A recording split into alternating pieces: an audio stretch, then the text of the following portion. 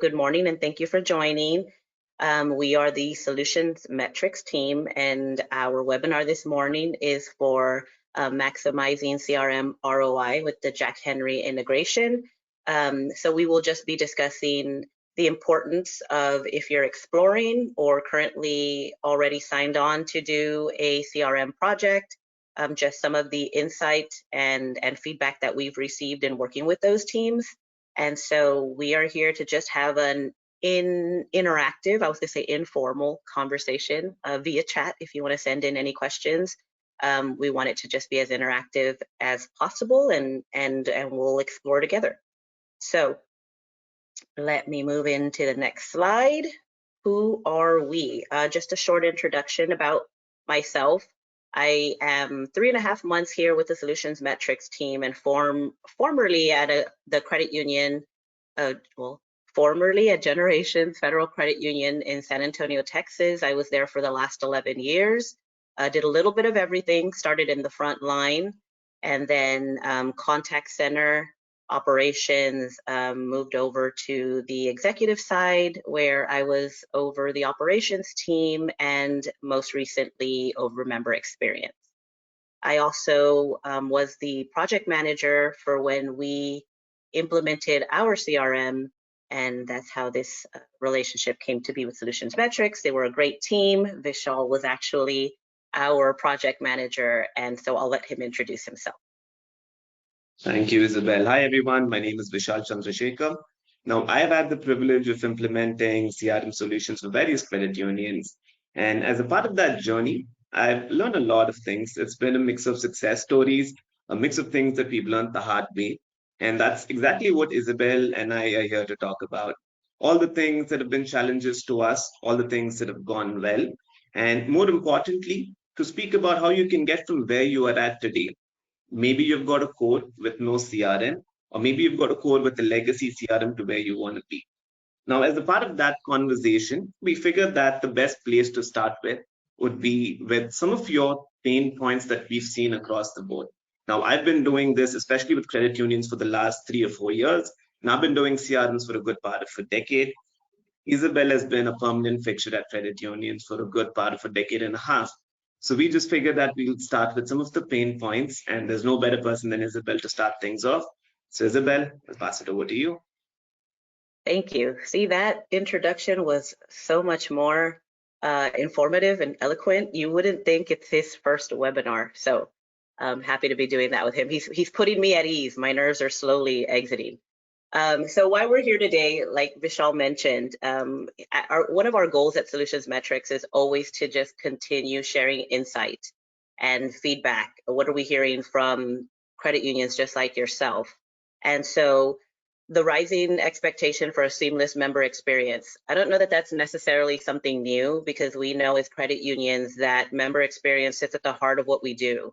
And pretty much whether you're back office or front office, you have a role in the member experience in when all the members are engaging with your credit union, time to completion on any back office request. But we tend to think about how that impacts the front line more so, because they have those face-to-face interactions, those over-the-phone interactions. And as I mentioned, I am from the contact center, so I know how cumbersome it can be when you're trying to meet your KPIs, like your handle time, your call time, and trying to fumble through how am I making this the best experience for the member. And that's hard to do when you have so many systems that you're working with, and trying to meet your handle time and your wait time and your dead air time. So and when the member's sitting in front of you, you seem distracted almost when you're in your system and you're jumping from system to system. So is that really providing that seamless experience? Is that what the member is remembering about how they engage and interact with your credit union? So that's definitely something we hear a lot of. Just that there's the rising expectation to be better and to know more about the member at that first touch point. The growing operational complexity, as I just mentioned with your tech stack, we're always layering in something Another solution, maybe your internal team is not equipped to handle your cards processing or your dispute management. And what that means is you're going to add in that layer of your mortgage, your LOS. They start to become these complex systems that now there's an expectation to get familiar with, even if that's not necessarily the specialty of just the everyday user. And so, of course, we have our credit unions that are hungry for the faster time. Once there's an investment made in any digital initiative, we are all going through, the digital transformation and looking forward. And so, when there's an adoption of a system, a new system in particular, and I would ask Vishal this: do you typically hear from those credit unions? I know, like, how long will it be before we see the return and the value? Like, how can we measure that this is working? How will we know this is working when you get that new technology? So is that something that you hear in project or just in general when someone asks, like, how will we know it's working? Or how can we almost sort of measure or be able to just understand that this investment was worth it?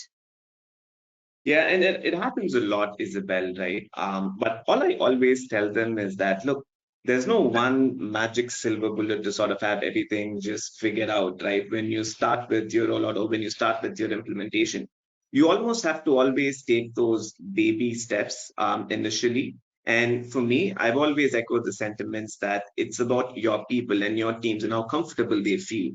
The ROIs, yes, they ask for it, but it's something that you measure maybe year 2 or year 3 down the road. Initially, what you want to do is take care of the change management, make sure that your operational teams are in there, in the system, start to use the system, and then you can start measuring the ROI. So yes, it does get asked very, very often, but I always try and maintain that expectation that let's try and start where it is, small baby steps. We slowly crawl our way up, and then we can get into some of those discussions. Great. Right. And also another key point, Isabel, is and all of these sentiments that you spoke about, they've been widely, widely echoed, right? And I already mentioned that there's no one single fix for everything. But often at times, when you pair a supplementary or a complementary system like a CRM alongside your core, it delivers a lot of value. It becomes very, very powerful. Now, you might ask, how powerful is powerful, right? Are we going to overhaul your operations in one day or overnight? Absolutely not. Are we going to replace your core or your core processes overnight? Again, absolutely not. But what the CRM can do is it can deliver absolute value based on what you have. And what you as credit unions have is two things majorly, right? One is your personalized interaction, of course, that you've got with your members, and a plethora of data that you've got across all of your systems. Now, this could be your core banking infra, this could be the other digital systems that you've got. Yes, it may not be audited, it might not be the cleanest data around, but you do have data by the truckloads. Now, what the CRM does really, really well is to pluck out data from all those systems and have it hosted in one place. And no, it's not like your data warehouse or your data lake, right? Because those systems as well ingest the data. They have everything in one place so you can use it elsewhere. What the CRM specializes in is packaging that data in a format where your employee experience is elevated leaps and bounds. Because when you look at core systems traditionally, right, you're thinking a membership approach is very membership centric, you're going membership down. But you need to think about what people relate to. Employees relate to an individual, a person. So if I go to Isabel's profile, and if I'm able to see all of her deposits, her loans, her cards, and all of that, it makes it a whole lot better. So that's what the CRM tries and it breaks. Now, when it comes to the operational overheads, right? Obviously, when you look at it, a CRM is not meant to replace your core. It's not even meant to replace your lending systems. It's not meant for that.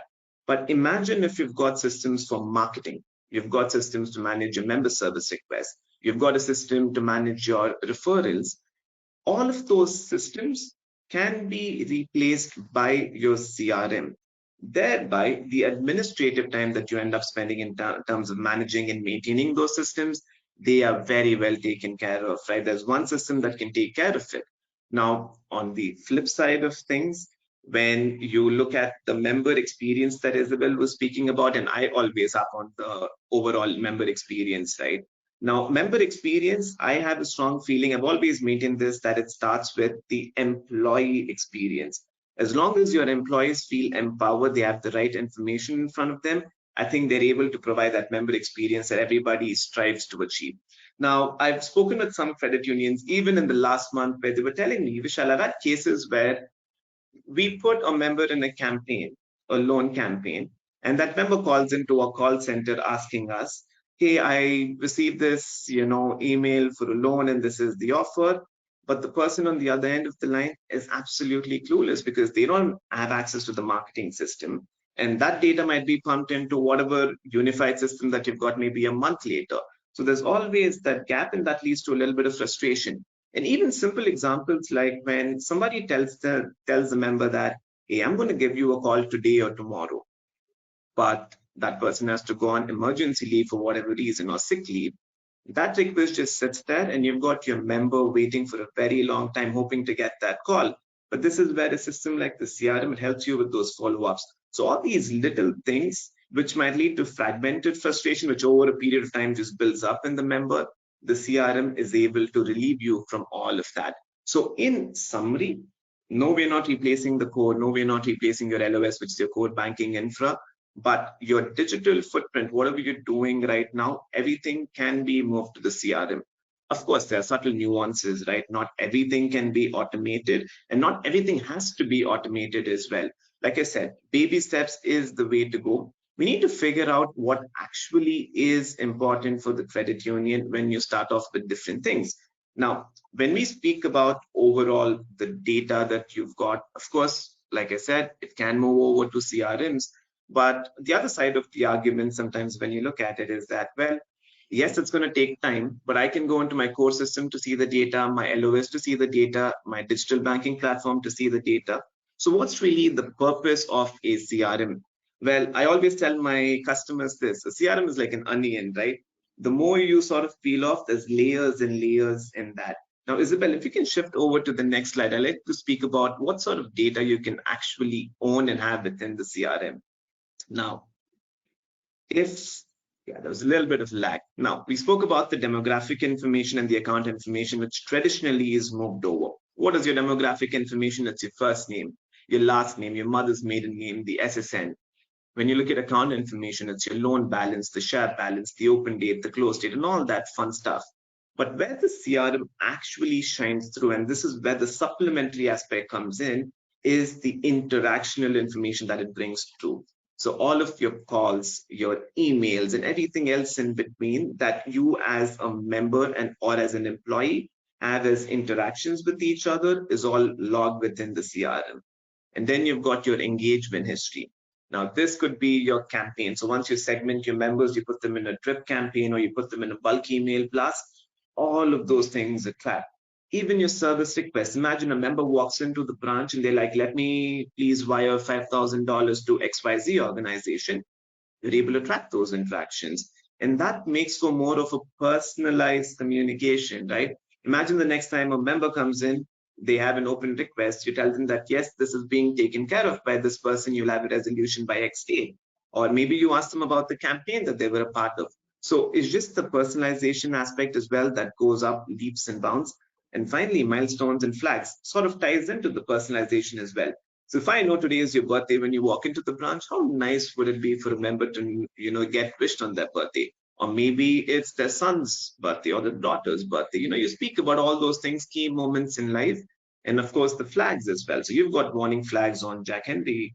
Now all of those flags come in. It sort of paints the single pane of glass for you. And yes, it's the most coveted thing, right? Once you've got all of this, we call it in our industry the golden state of a CRM, right? Which is you open up any member's profile, you pretty much see any interaction that they've had with you, along with your demographic and account information. Now, all of this, the data that you move, is going to lead to a much more intelligent member engagement. Now, spoken about AI and ML a lot, not in this call, but when you look at the industry in general, right? All my colleagues, they speak about machine learning, they speak about AI. All of that is well and good, right? And again, that's a year 2 or a year 3 thing. What the CRM can help you accomplish and enable is very targeted, intelligent member engagement. And let me give you a few examples. So let's say somebody puts in a service request for a debit card fraud.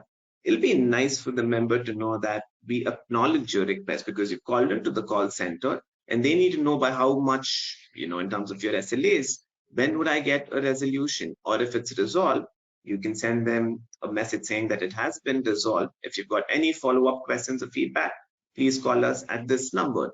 Even when they express interest in a product or a service, you simply send them an acknowledgement, and that somebody is going to call you in X amount of days. So that's where the CRM actually shines. So when you funnel the data into the CRM, it just starts adding layers and layers on top of it. And finally, the end-to-end workflow automation, that's for your people, right? So when you're at a credit union, when you're an employee, what you want to do is to make your life a whole lot easier. Imagine going through 5 systems to just get one piece of information. That's really cumbersome. And Isabel spoke about the call handling time, and that's one thing that comes around a lot with us. CRM is just information is 1, 2, or 3 clicks away. It's very straightforward. It's very simple. Now, these could be, even when you look at the simplest of automations, right? And automation is not a big word. Nobody has to be scared about it. Let's say a request comes in from a member and it belongs to a particular category, right? You know that within your credit union, this belongs to either lending or this belongs to operations. The CRM is able to smartly route it, right? So you no longer have to fumble between Outlooks, having several different folders on the side. None of that has to happen. The CRM takes care of things. What about when a new, request for a product or a service comes in, a lead or a referral, if you want to call it that way? If it comes in, you can automatically route it to the branches. You can automatically route it to the relationship manager because they can't be bothered with looking at, I don't know, 100 referrals every day or 200 referrals every day and start splitting it out. CRM actually makes sure that the time that you take to process the information, it drastically comes down. Now, with all of these interactions and all of this data at your disposal, what you're able to make is make decisions. Now, there's always this thing that CRMs and the data within the CRMs is mainly for leadership, right? People at the executive level, that's a myth. Yes, it's useful for them.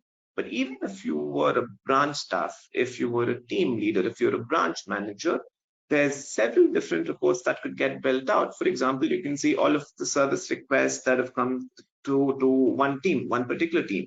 Or maybe you want to segregate the referrals by branch. You can see that. Or referrals by people on the team that you're managing, the success rates of all of those things, the time to resolution, and all of those KPIs. The good thing about any CRM in general is you're able to drill down into the data. Whatever data you've got, there's several different versions of it where you can abstract the data out and start building these fancy reports. So that's in essence what the CRM brings to the table. Now, Isabel, I don't know if you want to add anything else on top of this, because obviously you've been on the ground working in a credit union. Do you want to shed additional light on any of these things? Yes, you mentioned a lot of things that had me, shaking my head. Keywords that I hone in on is actionable, right? And in working with Symitar, which was the core that the credit union I was at used for all the time that I was there, there's a button in there that's called the 360 view, and it's really ironic because it's not. All it gives is, a snapshot of how many accounts are tied to Isabel. Isabel has 4 accounts with the credit union, but nowhere in there is marketing. And having been a frontline worker, you mentioned the segmentations or just the example that you used of, someone calling in and not having the transparency or the access to something as simple as a pre-approved campaign or just a simple email. I got an email about the new rate that you're highlighting, and frontline users are, kind of shaking their head or trying to ping someone, or trying to find, fumble through the notes that Jack Henry has. And I think we can all agree on this call. Hopefully, some people are shaking their head. The notes are not, as clear as we'd like them to be. Everybody types a different way. Everybody leaves, their notations differently, and so it's hard to get the member to where they need to be. So ironically enough, when we talk about the core and you talk about the different applications where you view your information, documents that are missing, or as a consumer and as a member walking in, I want the person helping me to know everything about my interactions, at least in the last 30 days. But how great would it be if it were just in all the time you were here, we can see what you've been doing with us here, right? We know that you're probably frustrated because of this one situation. And that's the piece and that's the gap that's missing. So, when you mention the CRM being able to really bring it all together, it does have those missing pieces. The core information is one piece. And we know that marketing is taken from the core system, but it's also, what have we heard from a lot of teams? The marketing team tends to send a request for a list to somebody, that someone will provide them the list, and then they go and plug it into whatever marketing applications that they're using. So thanks for getting really, really detailed into some of those pain points and some of those issues that are being solved in the back end. And I'm sure you've heard a lot of different approaches, different hit and misses based off of that project. So that leads nicely into this next slide. I know you mentioned there's lag, so hopefully it pops up here soon. Is how do we get there, right? What does that look like when we talk about in the first slide and here, faster time to value?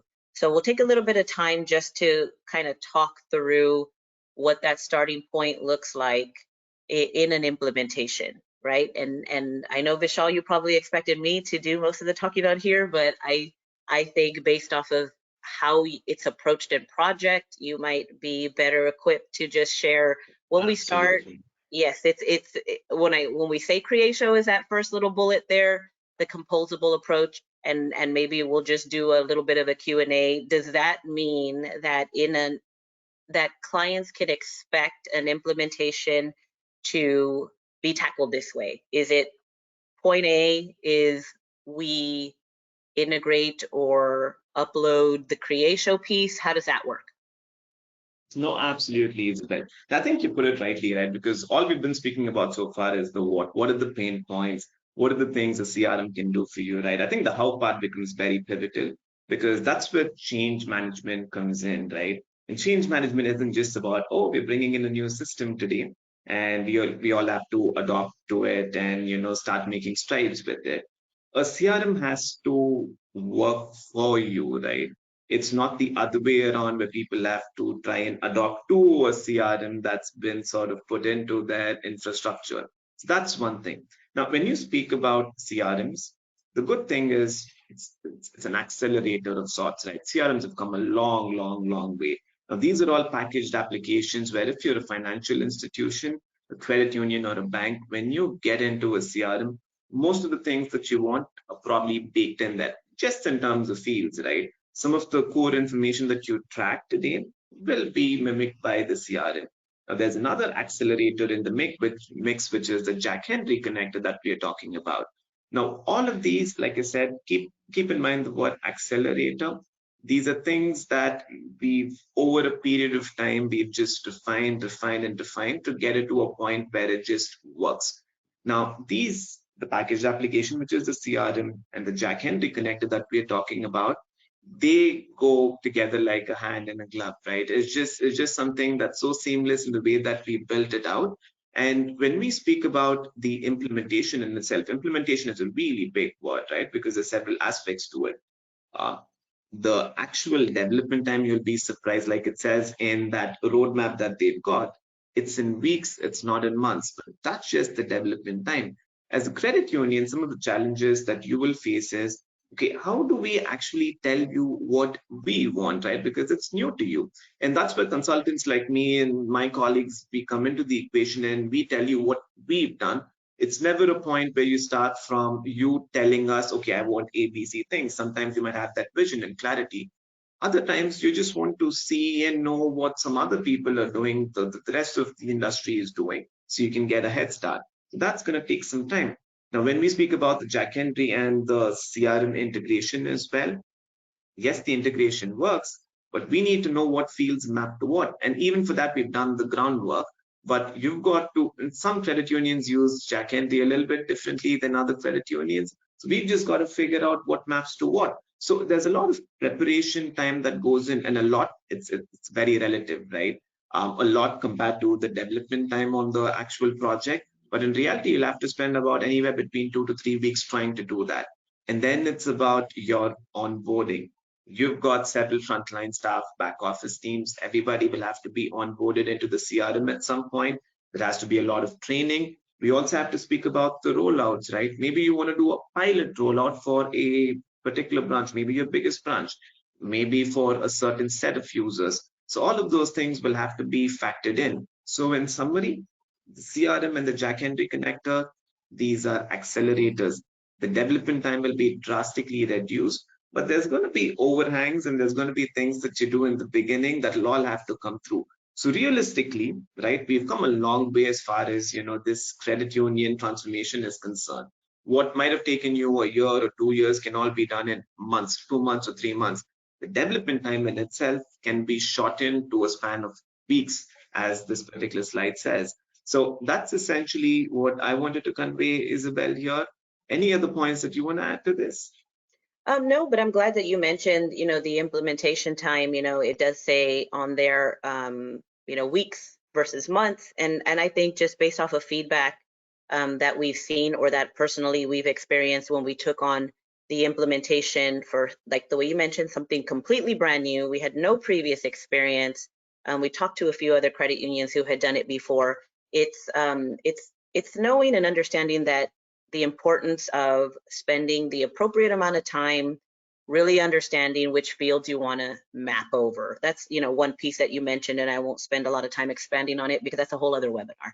But that's just as important as, and to understand that we can go as slow or as fast as you want to, right? Because the technology and the capabilities are there with the connector and with some of these pre-built workflows that we've already baked in. So that definitely will allow it to be an accelerator, but I think that it's always going to be a case by case and based off of what the credit unions want to achieve, right? Like, do we want to, launch it kind of with these aggressive timelines, or do we want, because maybe we want to just try it out. We want to see how quickly we can get it out, and we want to see how fast, and then we learn, and the next phase won't be as fast.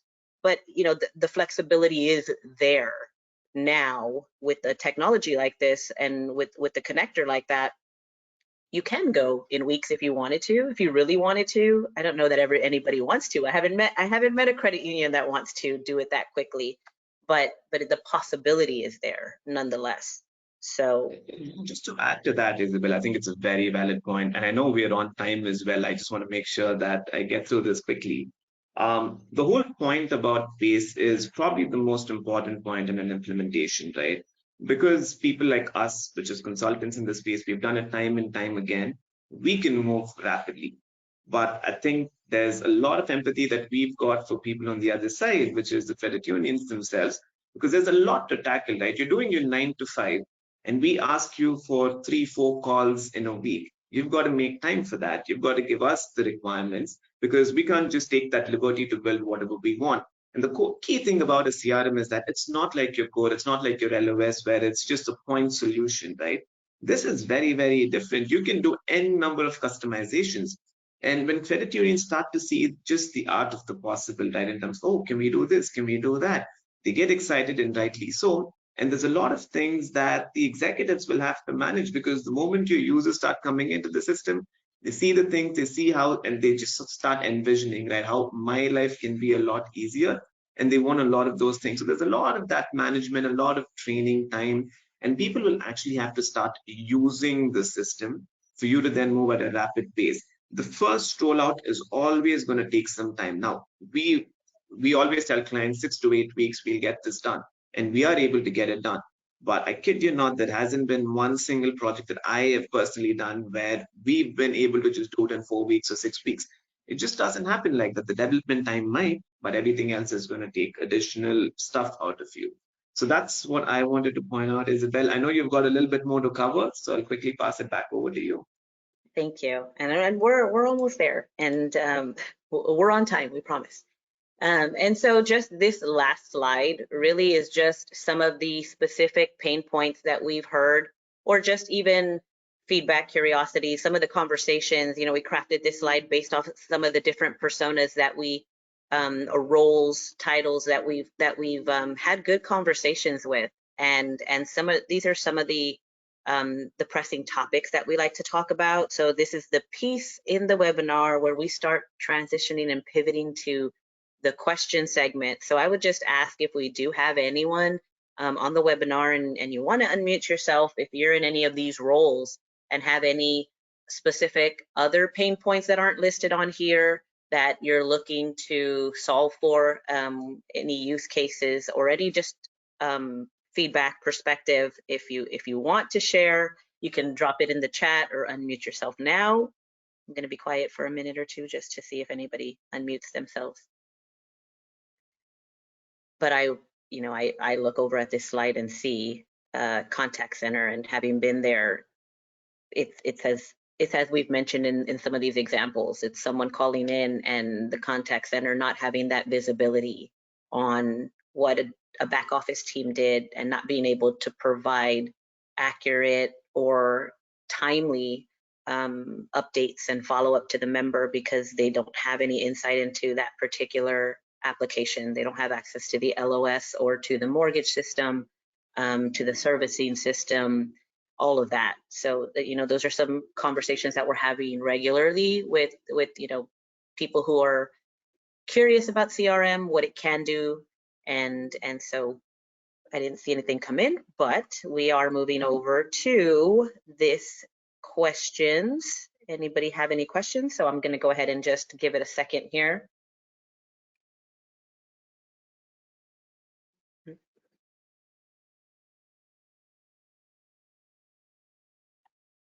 Okay, so the first question I have here is just what are some things, and Vishal, I'll ask you first, and then I'll go ahead and chime in myself, but what are some things that can make frontline user adoption a little easier to, anything that maybe you've seen or heard in project when it comes to the adoption of frontline staff? Maybe just what are some key points or tips in getting better user adoption at the frontline level?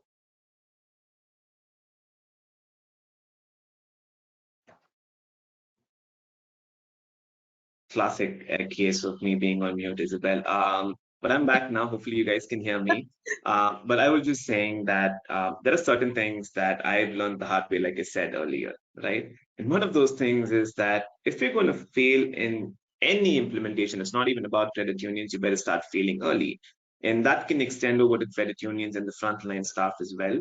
You don't just bring in these people after a rollout, right? You don't decide with a core, set of super users. They basically transform the system, tell you, okay, this is what my people will love, and you roll it out, and then everything falls flat on its face.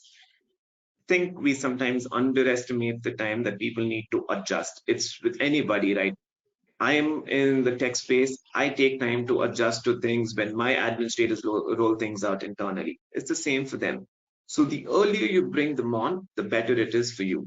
Now, how early is a very pertinent question that some of you might have.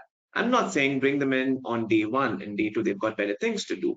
But as and when the CRM starts taking a little bit of shape, where you can start looking at it feature by feature, that's when you start bringing the people and start getting feedback, because their voice becomes very, very, very, very important.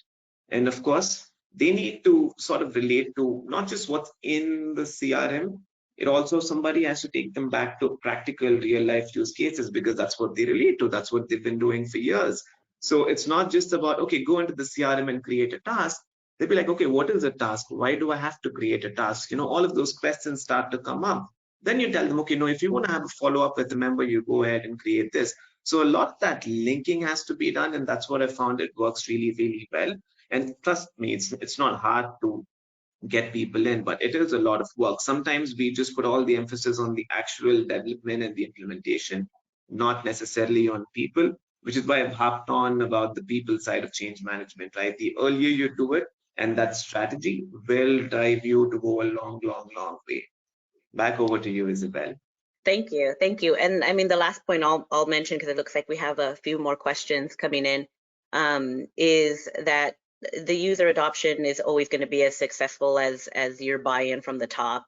You have your it's an expensive investment, right? And typically that's made, at the high level, and those have to be champions just as much as the frontline training team, the CRM project team. It's going to be it takes a lot of understanding the vision of what's being created within. So from the top to the bottom, from the bottom to the top, everybody kind of working together and understanding why it was, why it was brought in, and so that everybody's kind of mindset can be on the same page. So that's pretty important. The next one, and I'll start with this one. Just one thing, sorry, I just have plenty of thoughts in my head, and I wanted to complete this almost to your point as well. And I think it's also important. A CRM is a very vast system, right? There's so many things that you can do.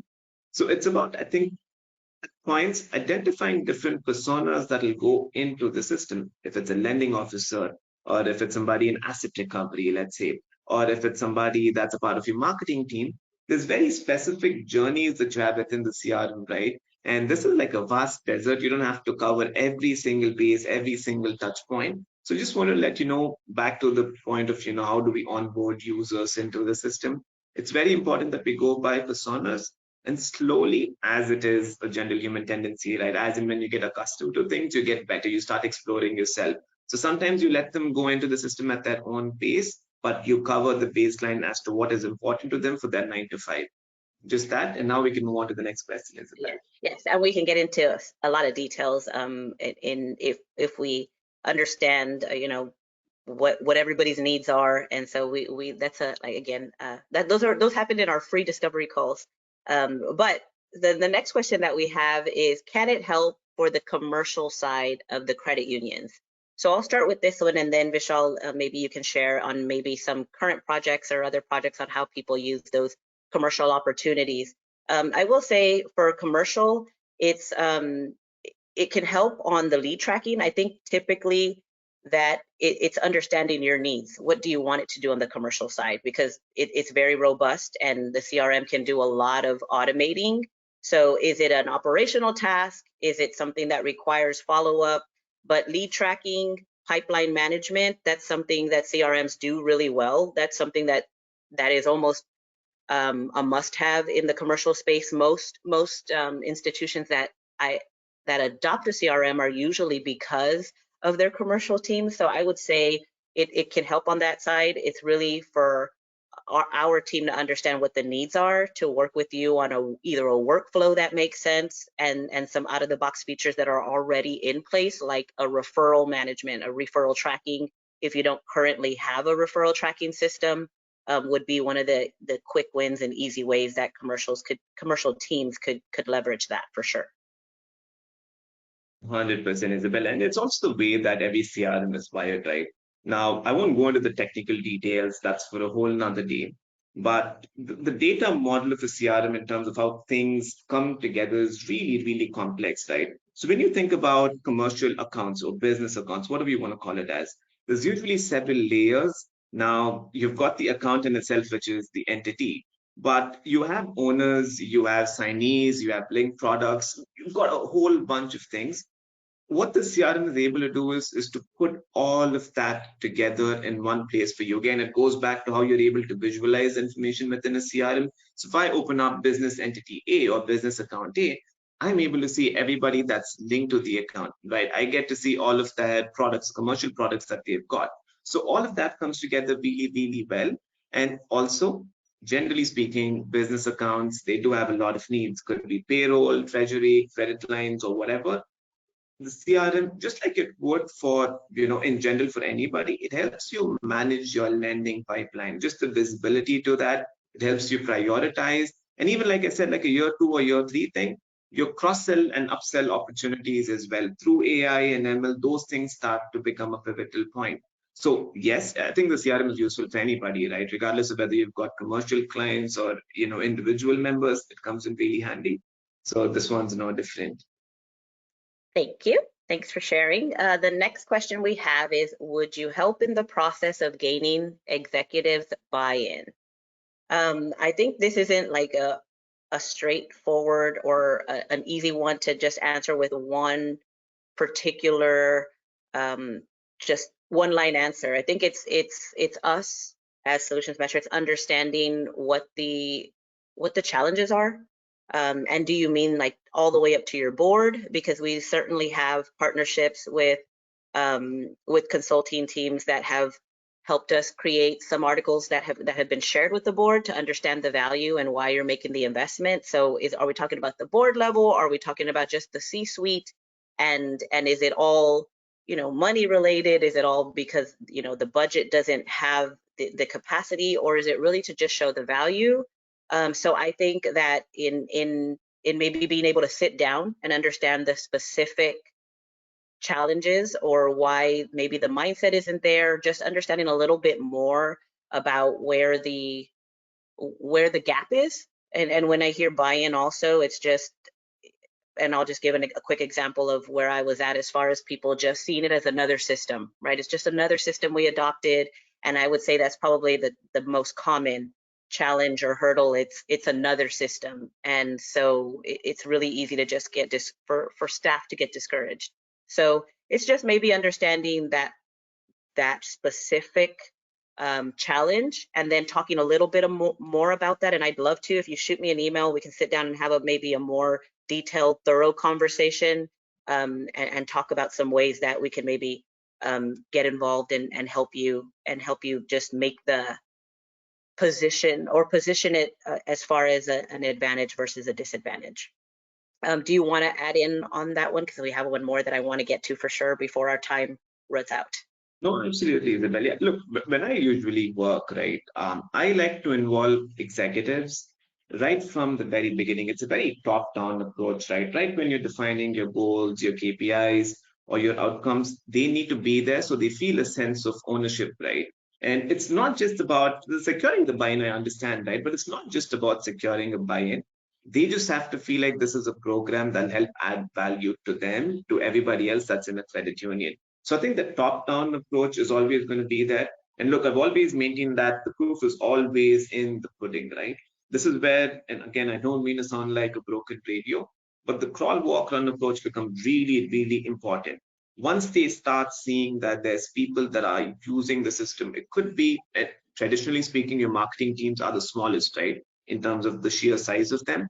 So even if you start with something small like that, they now start to see the value of the system, how real-time data can actually help some of these things, and how all of these automated workflows can make your life easier.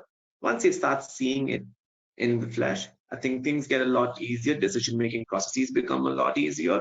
So that's what I would say in terms of executive buy-in. And it's our job as consultants to sort of deal with that, right? We are not in the business of saying that, yeah, we are CRM implementation partners. We'll come in, we'll integrate everything, we'll build a CRM and we're out.